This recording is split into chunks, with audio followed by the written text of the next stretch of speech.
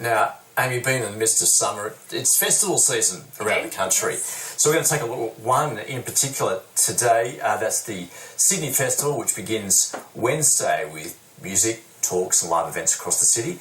And of course, it's not just for adults. No, there are some fantastic programs on for children and the family as well. One of those is called A Ghost in My Suitcase. It's a family theatre piece about, well, ghosts, but also dealing with concepts like grief and family. Here to tell us all about it is Ching Ching Ho, co-director, and Matt Edgerton, also a co-director of this play, and the artistic director of Barking Gecko. Ching Ching, to you first. And now this play is based on Gabrielle Wang's best-selling novel. How difficult was it to adapt it for stage? Gabrielle, the novel has such a rich imagination of the story, and then with Gabby's imagination's artistic tree and also her cultural knowledge, there's so much to unpack, and it's such a rich world. So one of the challenges for us to adapt to stage is very much about putting out all the highlights. It's have been difficult to choose. That's many of them. At the same time, we know that we're making a show for children and families, so we couldn't be too long.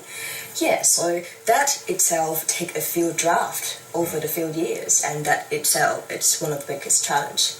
We've got a bit of a clip of the show, but we might get you to talk about that as we're taking a look. But can you just tell us the story? What's it all about?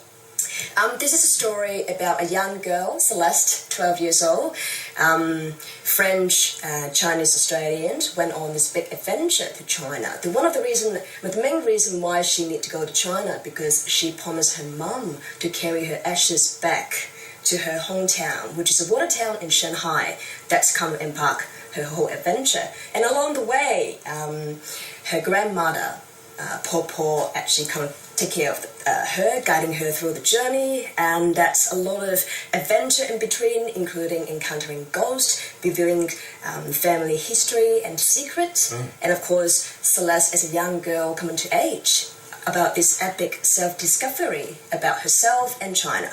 And that's the story, and then it's about family as well. And Matt, the interesting thing about this as well is that it deals with topics that perhaps parents might feel hesitant to talk to their children about, things like death, grief and loss. It is quite unique to have that in a play aimed at children. How did you go about that?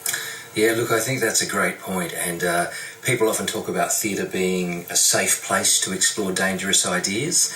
And certainly with children, it's a great place to bring the family and to be able to explore a story that has these big ideas and big themes, and then hopefully have a rich conversation about that on the way home. That it's not just a piece of entertainment. Yes, it's very entertaining, and it's we want to create something that people love, but that it's something that lives long in the imagination, and those kind of themes really resonate. So clearly that was part of the attraction for you guys to put this together, was that it does appeal to everyone.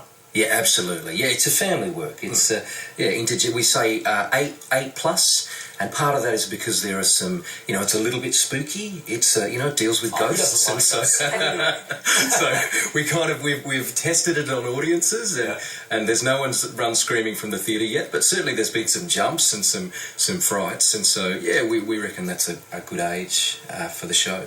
And another thing is it deals with the similarities and differences between Chinese culture and Australian culture on issues like grief and loss. What sort of differences have you found, and how are you expressing that through this play? This is a very good question to start with. And what we found out now, throughout the whole journey, we found it really hard to generalize what's actually Australian culture in China culture, in to compare what the different treatment with grief and different expression with grief. But drawing from our main character Celeste's experience and her whole journey, we found that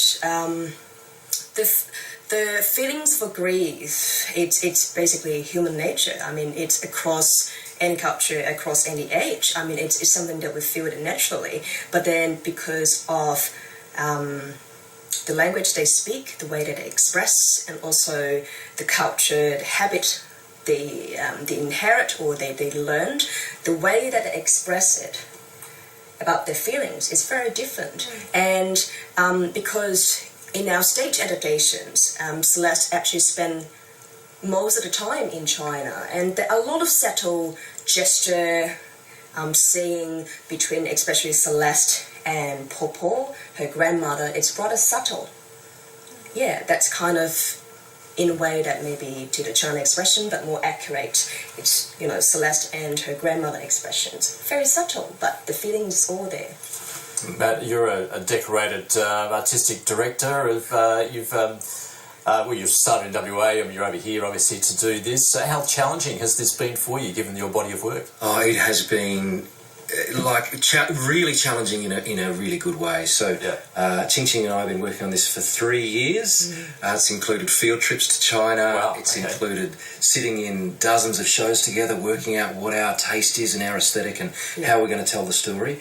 And particularly for a fantasy story, you know, one of the big challenges is when do you go big? When do you show spectacle? And certainly the show is visually spectacular at times and thrilling, but then when do you leave room for an audience's imagination? So without spoiling things too much, one of my favourite scenes in the show is a bus full of frogs. So they're travelling along on this bus and they realise that there's a rusty roof and holes in it and rain's coming in. And slowly the bus fills up with frogs, and we create all of that just with the actors' voices and bodies and the imagination of the audience. So that's an example where, we're leaving a lot of space for the kids and the adults in the audience to fill in. Sounds like an incredible story. All right, Matt and Ting Ting, thank you. Thanks so much.